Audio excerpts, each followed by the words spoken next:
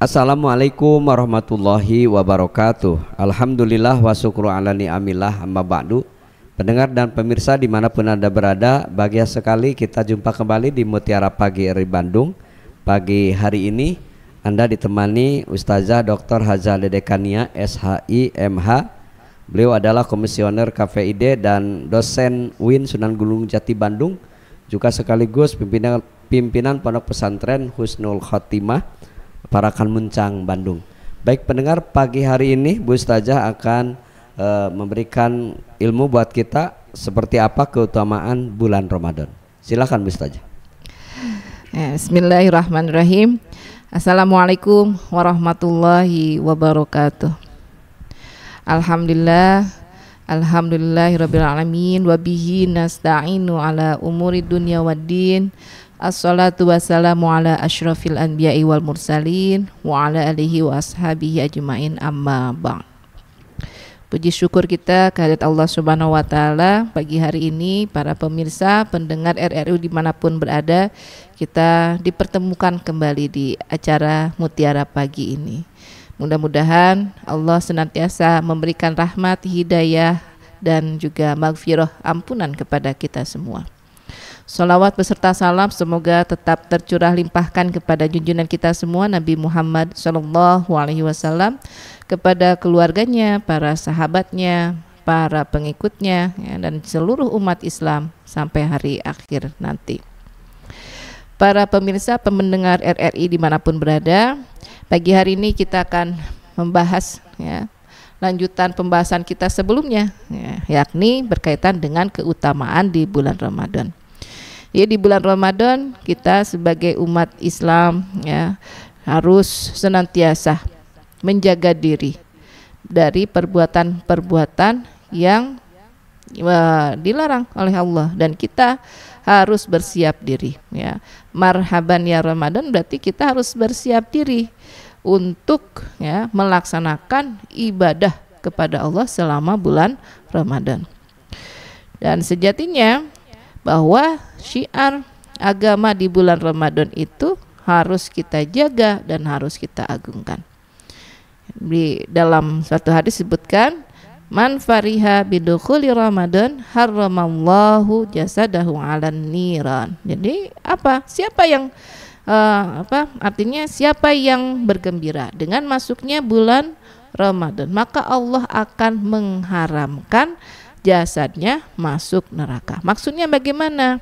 Maksudnya orang yang bergembira itu tentu ya dia akan melakukan dengan senang hati, dengan penuh keridhaan semua perintah Allah di bulan Ramadan dan meninggalkan semua larangan ya agama Islam ya, larangan yang sudah ditetapkan Allah dalam syariat Islam selama bulan Ramadan ini. Jadi selama bulan Ramadan kita harus selalu ingat kepada Allah, mendekatkan diri kepada Allah. Ya tentu kita harus mengetahui ya ibadah apa saja yang harus dilakukan dan perbuatan apa saja yang tidak boleh dilakukan. Yang pertama, kita harus menjaga saum kita. Ya, karena perintahnya kan ibadah puasa ya atau saum di bulan Ramadan. Berarti kita harus menjaga supaya tidak batal nih saumnya. Ya, batalnya secara langsung ini makan, minum, berhubungan badan suami istri di siang hari selama bulan Ramadan. Itu yang harus kita jauhi. Jadi jangan sampai batal ibadah saumnya. Selain itu juga ini ya yang berkaitan dengan dosa besar, dosa kecil maupun dosa besar kita jauhi. Jadi kalau orang yang sedang saum, ingat saum ini saya saum ini berarti saya harus rajin-rajin ya, sholatnya tepat waktu, taraweh ya, sholat sunnahnya dijaga juga, apalagi bacaan Qur'annya, khatam Qur'annya berapa kali, hafalannya, kajian Qur'annya itu juga diperbanyak ya. Untuk apa? Untuk terus menjaga waktu kita dari menit ke menitnya, dari jam ke jamnya, itu semata-mata untuk beribadah kepada Allah Subhanahu wa taala. Jadi yang sekarang sudah rajin kajian, tambah rajin lagi kajiannya, tambah sering lagi kajiannya. Yang kajiannya biasanya seminggu sekali, selama bulan Ramadan coba ditambah. Kalau tidak bisa setiap hari, tambah ya 2-3 hari sekali gitu. Ini tambah lagi halaman bacaannya. Ini yang punya kitab tafsir, tambah lagi bacaannya. Karena biasanya bulan Ramadan jam kerja juga kan dikurangi ya. Lebih leluasa waktunya. Jangan sampai diisinya hanya dengan tidur. Kan tidurnya juga ibadah. Ya tapi rugi kalau hanya tidur. Karena tidur kan tidak dilipat gandakan itu ibadahnya ya. Kalau tidur itu hanya menjaga kita tidak melakukan kejahatan, tidak melakukan dosa. Tapi kalau kita ya melaksanakan perintah Allah tadi, ada sholatnya ya, ada bacaan Qur'annya, ada kajiannya, mengkaji gitu ya. Kemudian kita menyebarluaskannya juga kepada orang lain. Ini menjadi kebaikan, pahala yang luar biasa banyaknya kepada kita. Kita juga membayar zakatnya ya, mengeluarkan infaknya, sedekahnya di selama bulan Ramadan itu luar biasa, kebaikan-kebaikan yang akan kembali kepada kita untuk bekal kita kelak di akhirat. Dihitung-hitungannya bukan hanya di dunia ya, biasanya setelah bulan Ramadan ini mulai lagi hitung-hitungannya nanti di dunia. Nah, kalau orang yang sudah terlatih selama bulan Ramadan, hitung-hitungannya harus seimbang. Jangan lupakan hitungan untuk akhiratnya. Jangan sampai kita lalai menghitung tabungan amal ibadah untuk akhirat kita. Ya, orang yang rugi itu salah satunya adalah orang yang terlalu sibuk dengan dunianya sampai lupa kehidupan akhiratnya, sampai lupa nabung ya amal kebaikan untuk akhiratnya. Ya, terlalu santai gitu ya di dunianya. Dan dia juga tidak menghitung kebaikan-kebaikan. Nah, ini jadi kerugian bagi kita. Apa saja keutamaan di bulan Ramadan? Ini tentu yang kita tahu ya, berkaitan dengan Al-Quran. Di bulan ini diturunkan Al-Quran. Jadi bulan Ramadan adalah bulan diturunkannya Al-Quran. Ini diantara kelebihan bulan Ramadan. Kenapa bulan Ramadan disebut dengan bulan yang paling utama gitu ya, bulan yang paling mulia? Karena diantaranya di bulan inilah diturunkan Al-Quran. Ya, ini ya dicantumkan juga ya di dalam Al-Quran, surat Al-Baqarah surat kedua ayat 185. A'udzubillahi minasyaitonirrajim. Bismillahirrahmanirrahim. Syahrul Ramadan allazi unzila fihil Qur'an hudan linnasi wa bayyinatin minal huda wal furqan. Artinya apa? Bahwa bulan Ramadan adalah bulan yang di dalamnya diturunkan Al-Qur'an sebagai petunjuk bagi manusia dan penjelasan mengenai petunjuk itu serta pembeda bagi ya antara yang hak dan yang batil. Al-ayah. Ya, karena ini panjang sekali, ini berkaitan dengan bulan Ramadan ayatnya. Tapi ini saya potong berkaitan dengan turunnya Al-Quran di bulan Ramadan. Ini petunjuk bahwa bulan Ramadan itu adalah bulan diturunkannya Al-Quran yang pertama kali. Ya. Ini menjadikan bulan Ramadan ini istimewa bagi umat Islam, karena Al-Quran itu kan petunjuk ya. Al-Quran itu hudan ya, petunjuk dan pembeda. Nah, ini yang harus kita pahami bersama-sama, makanya dibaca, dihafalkan, dipelajari. Jangan lupa utamaan lainnya adalah diamalkan. Jadi orang yang mempelajari Al-Quran itu adalah orang yang diberikan kelebihan oleh Allah. Makanya jangan ragu. Ini menghafalkan Al-Quran itu banyak sekali kelebihan-kelebihannya. Kata siapa ya menghafalkan Al-Quran itu nggak ada manfaatnya? Kalau saya lihat ya, saya perhatikan anak-anak kita, anak-anak muda kita nih yang di pesantren yang menghafal Quran, mereka waktunya itu lebih banyak justru dengan Al-Quran. Mereka jarang sekali baca buku-buku yang lainnya. Tetapi ini luar biasanya nih, mukjizat orang-orang ini ya, apa kelebihan diberikan Allah kepada orang yang menghafalkan Al-Quran itu, mereka diberikan kecerdasan untuk mempelajari ilmu lainnya. Ada penelitiannya juga ternyata berkaitan dengan Al-Quran sebagai petunjuk tadi. Jadi orang yang menghafal Quran itu kosakata di otaknya banyak sekali gitu ya. Dan ini menjadikan otaknya disebut otak encer itu ya, jadi pinter. Kenapa? Karena si sel-sel saraf di otaknya itu terhubung dengan baik ya.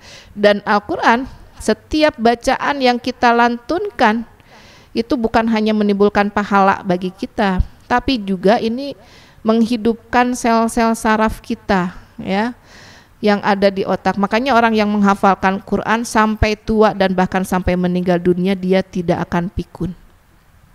Itu ya, itu luar biasanya orang yang menghafalkan Quran. Ini siapa yang nggak mau ya? Ini dijaga oleh Allah pikirannya sampai tua gitu ya, sampai kelak kita ya, kalau umur kita gitu ya dipanjangkan sampai tua gitu ya, ajal kita datang di hari tua, itu dijaga, tidak akan pikun insya Allah. Itu ya janji Allah ya, karena terjaga terus. Ini jangan yang dihafalkan, jangan hanya lagu-lagu. Ini anak-anak muda ini ya, teteh-teteh nih, akang-akang, yang dihafalkan itu coba lagu-lagunya dikurangi. Lagu-lagu materi pisan hafalnya dari Al-Quran, ya Allah, Masya Allah, nenese gitu ya. Ini berarti apa? Kurang waktunya dan kurang perhatiannya. Sebenarnya Allah memberi kemudahan bagi orang-orang yang tekun, orang-orang yang punya niat untuk mempelajari Al-Quran. Yang kedua, pada bulan Ramadan waktunya setan dibelenggu, ditutup pintu neraka dan dibuka pintu surga. Ini dalam hadis yang diriwayatkan oleh Abu Hurairah radhiyallahu anhu, Rasulullah shallallahu alaihi wasallam bersabda, "Iza jaa Ramadan futihat abwabal jannah wa ghulliqat abwabun nari wa sudifatis syayatin." Jadi ketika datang bulan Ramadan, maka pintu surga itu dibuka, pintu neraka ditutup, kemudian setan dibelenggu. Nah, ini menunjukkan bahwa pada bulan ini semua umat Islam ya, ini banyak melakukan amal ibadah kan tadi ya, karena berlomba-lomba di mengisi bulan Ramadan, makanya pintu surga dibukakan. Kenapa pintu surga dibukakan? Karena banyak orang yang berlomba-lomba tadi, banyak orang yang baca Qur'annya ya, ditambah sekian kali lipat ya. Dari asalnya sehari setengah halaman juga mungkin lupa ya, mungkin lalai, mungkin terlalu sibuk. Jadi sehari minimalnya 1 juz bacaan Qur'annya. Murojaahnya, tambah hafalannya menjadi tambah sering. Kemudian sholat, bukan hanya sholat wajib, bahkan sholat sunnah ini semakin ditambah. Ini yang membuat pintu surga dibuka ya, dan pintu neraka ditutup karena saking banyaknya orang yang berlomba-lomba berbuat kebaikan. Dan ini menjadi motivasi juga bagi umat Islam supaya terus ya melakukan kebaikan. Kenapa pintu neraka ya, pintu nerakanya ditutup? Karena saking sedikitnya orang Islam yang melakukan dosa. Ya, mau mencuri ingat saya lagi saum, mau berbohong ingat saya lagi saum. Apalagi yang lainnya dosa besar ya, oh saya lagi saum. Mau berbohong, oh nanti pahalanya ya, pahalanya jadi nggak dapat ini, pahalanya jadi 0 gitu ya. Boro-boro nabung pahala, yang ada malah dosa. Nah, itu sebabnya kenapa dikatakan pintu neraka ditutup, setan dibelenggu. Ini berarti kalau ada yang masih orang yang melakukan kejahatan di bulan Ramadan, kenapa? Ya berarti ya potensi kejahatan dia yang luar biasa besarnya. Ya, kita tahu ya, Allah kan menurunkan kepada manusia itu 2 potensi, potensi ketakwaan dan potensi kerusakan ya. Fa'alhamaha fujuraha wa taqwaha. Orang-orang yang mungkin terlampau besar gitu ya, orang-orang yang menutup dirinya dari hidayah Allah, mereka sampai kemudian melalaikan dirinya dari beribadah di bulan Ramadan. Nauzubillah, mudah-mudahan kita dijauhkan dari sifat yang demikian ya. Mungkin itu dulu, mangga. Baik pendengar dan pemirsa, terima kasih Anda masih bersama kami di Mutiara Pagi RRI Bandung. Alhamdulillah pagi hari ini kita bisa menyimak keutamaan bulan Ramadan yang luar biasa, dan mudah-mudahan kita mampu mengamalkan apa yang disampaikan Bu Ustazah. Terutama bagi Anda mungkin pendengar, Anda bisa melihat langsung kami, Anda bisa melihat kami di channel YouTube RRI Bandung Lab di Mutiara Pagi bersama Ustazah Dr. Hajah Dekania pagi hari ini. Kami masih akan melanjutkan pendengar keutamaan bulan Ramadan. Silakan Ustazah. Baik, kita lanjutkan, masih ada 2 lagi ya keutamaan bulan Ramadan lainnya, yaitu yang ketiga, keutamaan bulan Ramadan itu adalah terdapat malam Lailatul Qadar. Jadi malam Lailatul Qadar itu satu malam ya, yang selalu dinantikan kehadirannya oleh seluruh umat Islam, saking istimewanya bulan tersebut dan saking utamanya. Jadi banyak sekali keutamaannya. Di satu malam ini, dikatakan dalam riwayat, malam ini terjadi di 10 hari terakhir bulan Ramadan atau sepertiga terakhirnya bulan Ramadan, dan di malam-malam yang ganjil. Jadi di malam yang ganjil ya, malam berarti malam 21, malam 23, malam 25, malam 27, malam 29.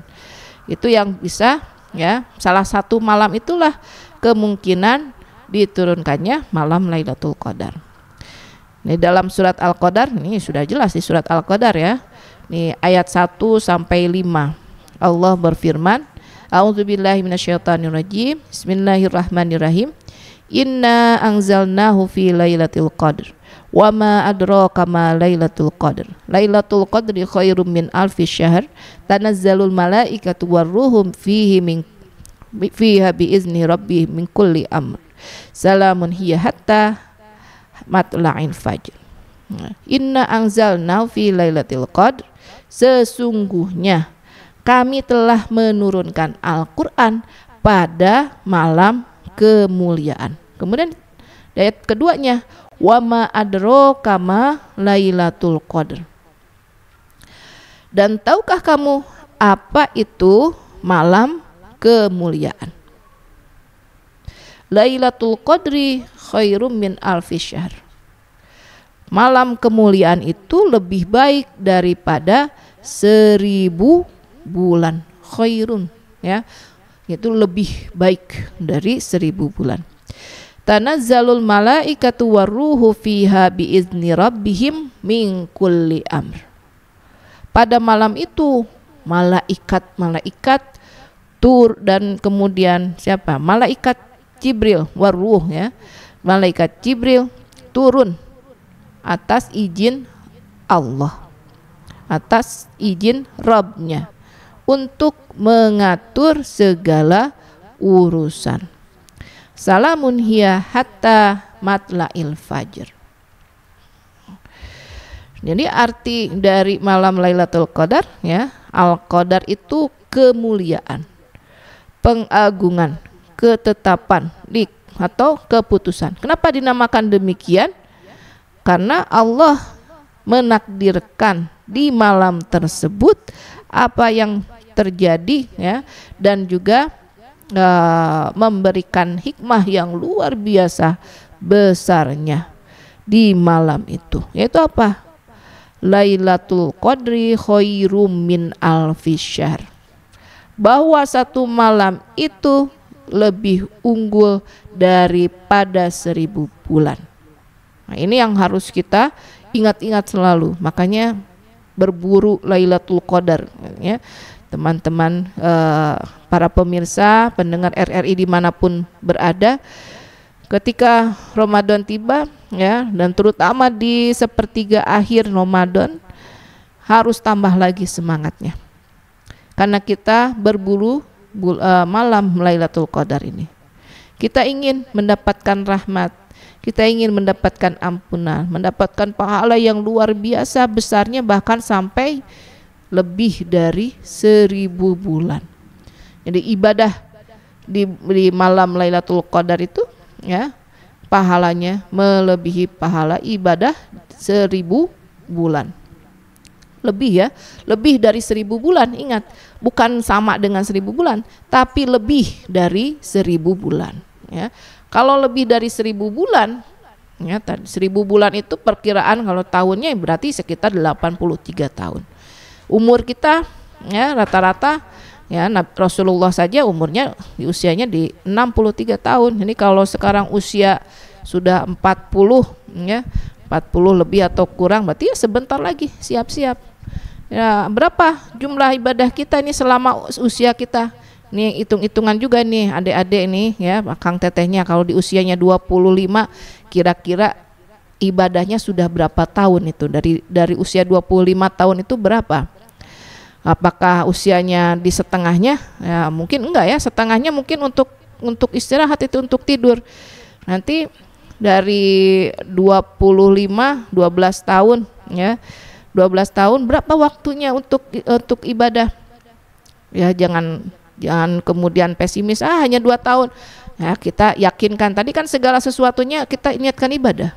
Sekolah saja, belajar saja, itu kan ibadah, karena perintah Allahnya Iqra. Ini misalnya dari 12 itu setengahnya lah untuk ibadah gitu. Berarti ada bekalnya tuh 6 tahun. Dari 25 tahun itu minimalnya. Ya, dan kita yakin itu. Walaupun ya nanti kalau dihitung lagi makin berkurang ya. Berapa yang husuknya, berapa yang ikhlasnya. Ya, kita nggak usah sampai sana lah. Kita yakinkan bahwa dalam waktu usia kita ini ada waktu ibadahnya. Dan Allah menjanjikan yang lebih loh. 1 malam tapi lebih mulia daripada 1000 bulan. Ini kalau ditiadakan atau disia-siakan ya, ini ruginya luar biasa. Makanya saya ajak para pemirsa, para pendengar RRI dimanapun berada, ayo kita berburu sama-sama ya, malam 1000 bulan ini. Jangan lupa sebelumnya kita juga jaga ibadahnya, jaga diri kita supaya tidak melakukan keburukan-keburukan selama bulan Ramadan ini. Perbanyak ibadahnya, perbanyak apalagi istighfarnya ya. Yakin kita banyak punya dosa, nggak ada satupun yang tidak punya dosa. Kalau Rasulullah sudah dijaga oleh Allah, kalau kita bagaimana ya? Ya kita berharapnya pengampunan Allah saja.